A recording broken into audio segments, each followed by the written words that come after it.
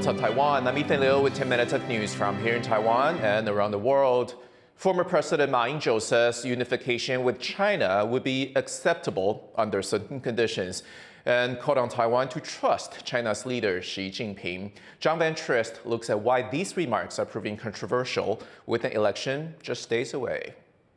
With just 2 days to go until Taiwan elects its next leader, a former president is getting all the attention. Ma Ying-jeou's given an interview with Germany's DW News on Taiwan's strained ties with China, and it's proving divisive at a sensitive time. Ma has long supported improving relations with China, a country that rejects Taiwan's self-rule. His time as president saw a big easing of tensions between the countries, but his views on China were not popular and helped sink his approval into the single digits. And there are signs Ma's decision to speak his mind again now, just ahead of an election, is making his own party uneasy. Unification is something that our Constitution says.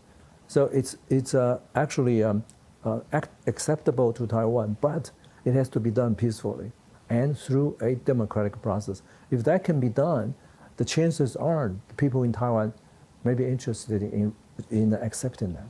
First, Ma told DW that Taiwan should trust Chinese President Xi Jinping. But last year, Taiwan's top research institute found only 9% of Taiwan's people think China's trustworthy. And then there's Ma's comment on eventual unification. Ma says it could take years, but a poll last year by National Zhengzhi University found only 12% wanted to happen ever. Ma's party, the Kuomintang, is distancing itself from these remarks, even though warmer ties with China is a party goal. Kuomintang candidate Hou You-yi says his China policy would look different.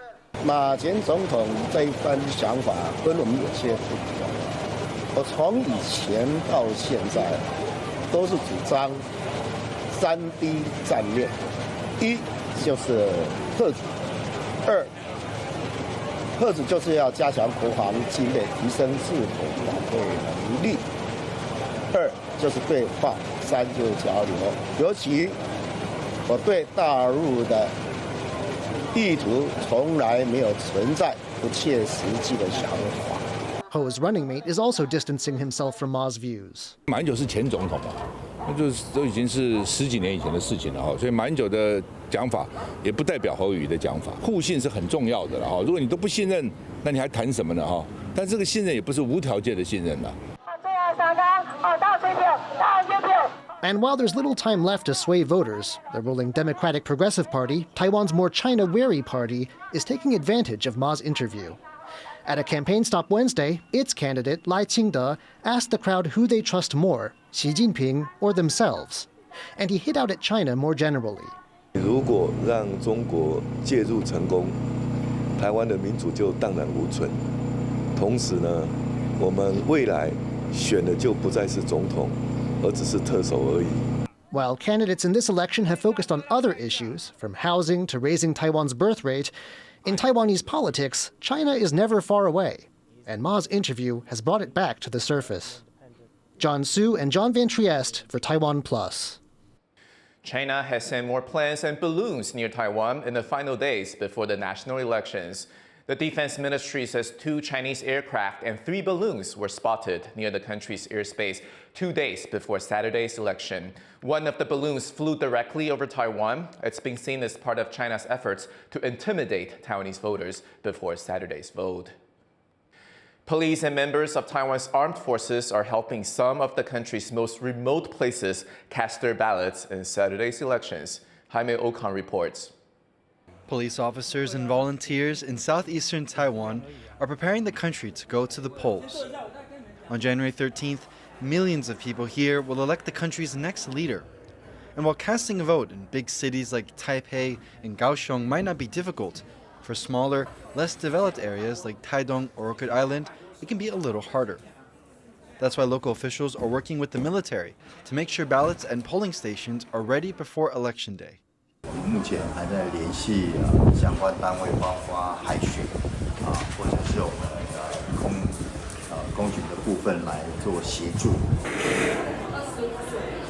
Volunteers are also making sure that counting and transferring the ballots on the big day will be just as smooth.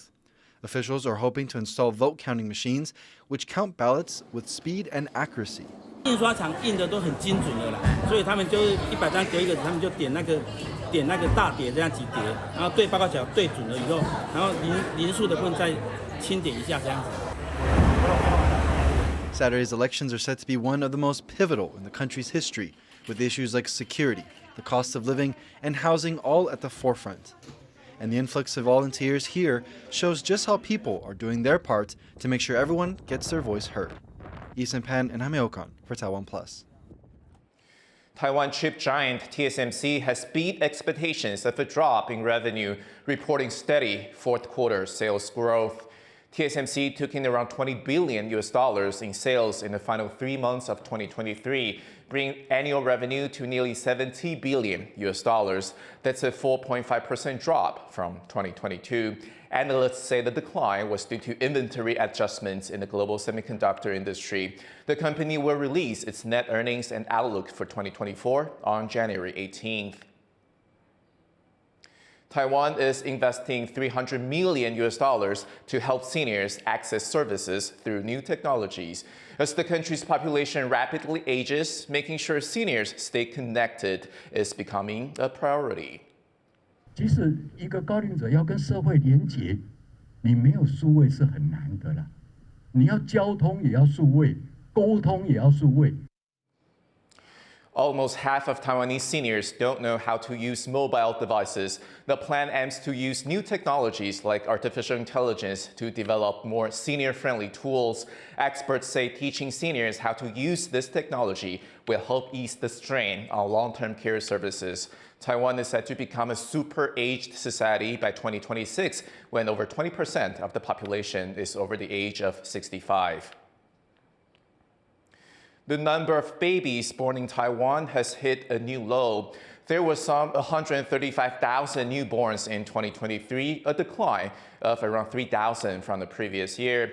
Experts believe low wages, high house prices, and long working hours mean people are less likely to want children. A bump in births this year is not expected, even though it will soon be the year of the dragon, an auspicious time when more couples generally want to have kids.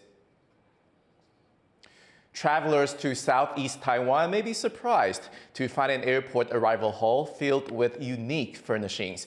These are the result of a collaboration between student carpenters and the local forestry department. Bryn Thomas takes a look.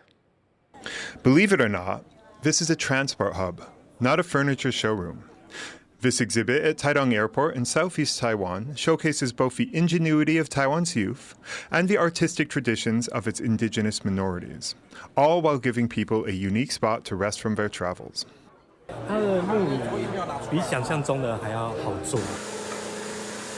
The exhibit is the result of an exchange between a Taidong vocational school and the local environmental department. Driftwood collected from Taiwan's beaches is passed on to students, giving them a unique chance to apply their skills to recovered local materials. Many of the student carpenters belong to Taiwan's indigenous communities. Their unique cultural traditions are reflected in each piece, increasing the visibility of the country's minority groups. 木头呈现在就是跟织布配合在一起，让大家看得到我们的东西。 In addition to providing a venue for indigenous arts and crafts, the exhibit also puts carpentry students in contact with potential customers. 同时，我们也会提供一个连接的管道，希望能够透过这样的方式，让工农高工能够提供有需要的民众一些客制化的服务。 Project organizers hope that by giving students a chance to show off their abilities, they'll give them a few money-making opportunities after they graduate. Leon Lian and Bryn Thomas for TaiwanPlus. A Taiwanese sharpshooter has punched her ticket to the Paris 2024 Olympics.